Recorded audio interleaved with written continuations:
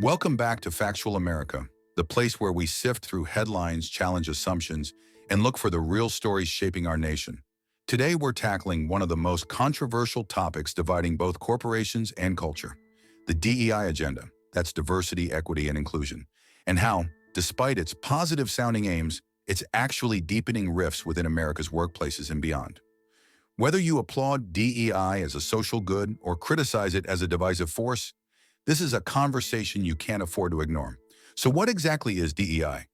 On the surface, it's a set of policies designed to promote diversity, equity, and inclusion in companies, schools, and organizations.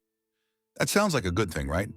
After all, America is a melting pot. Shouldn't we encourage fairness and representation? But dig a little deeper, and you'll find that DEI has become more of a corporate buzzword than a practical solution.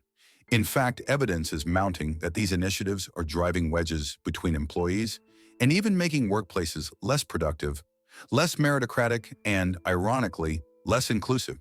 Let's talk history for a minute.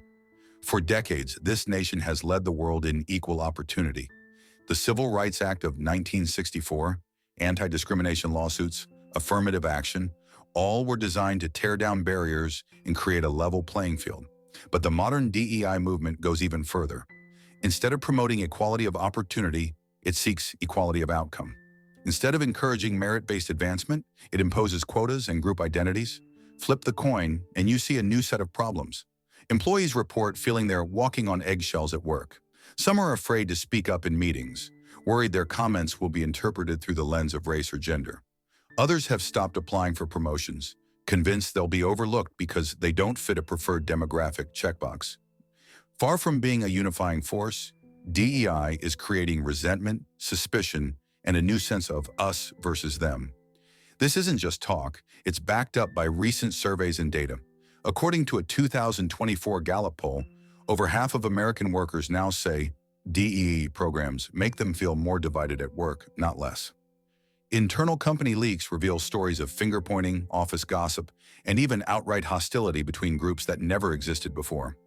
Instead of fostering empathy, DEI is fueling suspicion that jobs, raises, and assignments are being doled out based on something other than talent or hard work.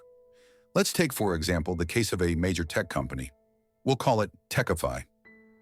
In 2022, Techify instituted a DEI initiative mandating that 50% of promotions go to underrepresented groups, regardless of department makeup. Great in theory, right? In reality, it led to senior employees complaining that years of experience didn't matter. New hires were suspicious of each other. Was that promotion merit or just a box checked? Productivity dipped and resignations climbed. Internal company chat logs, later leaked, showed workers venting frustration at the new rules and managers admitting they were caught in a lose-lose. Twist number one, DEI training isn't just alienating the old guard. It's also making many young employees skeptical. There's a growing movement, especially among Gen Z, pushing back against being labeled, sorted, or reduced to a demographic box. These younger workers ask, aren't we supposed to be individuals first? They feel DEI programs ignore merit, and many resent being hired or promoted based on what they see as tokenism rather than ability. Of course, defenders of DEI point to a representation gap. They say certain groups have been historically excluded and need extra support to catch up. But here's twist number two. Decades of open competition, outreach, and legal protections have already closed much of this gap. Women outnumber men in American colleges. First and second generation immigrants often outperform native-born peers. The picture of perpetual oppression that DEI advocates push just doesn't reflect reality for millions of Americans. Here's something you don't hear from the mainstream media. DEI consultants are making a killing. From 2020 to 2023, U.S. companies spent an estimated $16 billion on DEI programs, workshops, and trainers. Some of these consultants charge as much as $100,000 for a single-day seminar. Meanwhile, diversity czars and HR departments have ballooned, creating entire new careers based on policing speech, overseeing hiring quotas, or running mandatory unconscious bias trainings with questionable evidence they work. This creates a perverse incentive. Once DEI programs are embedded, it's practically impossible to get rid of them. After all, nobody wants to be accused of being against diversity. This means companies are forever trapped in a cycle of mandatory training, awkward workshops, and new initiatives to justify the ever-expanding DEI bureaucracy. Even as evidence piles up that morale and performance keep getting worse.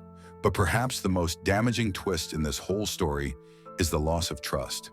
In previous generations, Americans believed they could work their way up, improve their lot, and be judged by their output. DEI upends that belief. It tells workers that their birth identity matters more than their competence or effort, and that the deck is stacked for or against them based solely on group membership. This effect isn't abstract. Military recruiters report that DEI messaging actually turns off high-achieving candidates who want to be measured only by their abilities. In our elite universities, Asian American students are suing over policies that penalize hard work in favor of achieving arbitrary diversity targets. In hospitals, patients worry that representation targets are undermining their faith in merit-based medicine. Is this the America we want? Now let's address the counter-argument.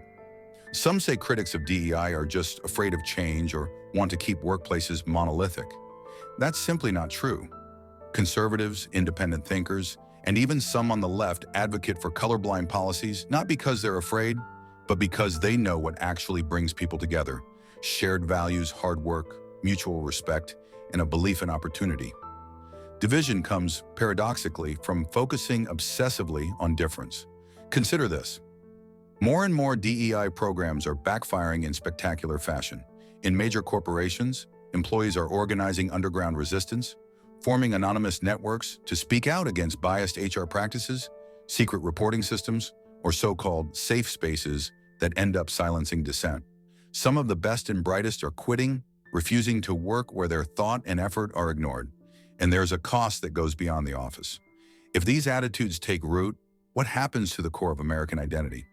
If we train a generation to focus on group grievances instead of shared goals, where does that leave us?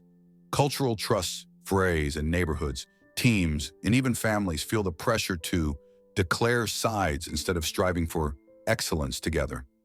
A moment of honesty. Yes, there are still some barriers in American society. Yes, we should root out real discrimination wherever it exists, but the solution isn't endless. Mandatory re-education sessions or replacing excellence with identity. Americans thrive when given the freedom to rise based on grit and skill, not government, and certainly not corporate engineering of social outcomes. In fact, some companies are starting to realize this. In 2023, a handful of high-profile CEOs quietly rolled back their most intrusive DEI rules. Their reason? Top talent was leaving, employee engagement tanked, and customers started asking whether quality was being sacrificed for social engineering. Instead of grandstanding about diversity, these firms went back to basics, rewarding achievement, upholding standards, and fostering real mentorship. The result? Morale bounced back and performance soared. Imagine that. Is this a story you'll hear in legacy media? Hardly. If you watch the nightly news or scroll social media, you'd think support for DEI is unanimous. But quietly, off-camera, employees, and even many managers, are desperate for a change. They want workplaces not mired in politics, but driven by performance, real fairness, and a respect for different viewpoints. Let's recap the facts. DEI started off as a well-intentioned idea, but today it often divides rather than unites. It elevates group identity over individual skill. It reallocates opportunity based on race, gender, or orientation, not merit. It's making everybody, regardless of background, feel uncomfortable, anxious, and suspicious. And the data shows it's damaging trust, productivity, and even patriotism. Yet there's hope. The American DNA is about overcoming challenges, not hiding from them. We can value our heritage and differences, while insisting that everyone, regardless of how they look or where they come from, is measured by the same high standards. We don't need division, we need connection and high expectations for all. So where does Factual America stand? We say, let's reject the false choice between diversity and merit. Let's encourage real mentorship, strong leadership, and open debate. Let's empower individuals instead of dividing them into tribes, and stop blaming problems on categories rather than the solutions. What do you think? Is DEI helping, hurting, or just becoming another costly distraction? Have you seen these policies in your workplace? And what was the real effect? Drop your thoughts in the comments below. Let's start an honest conversation. And don't forget to tell us what other hot-button topics you want Factual America to tackle next.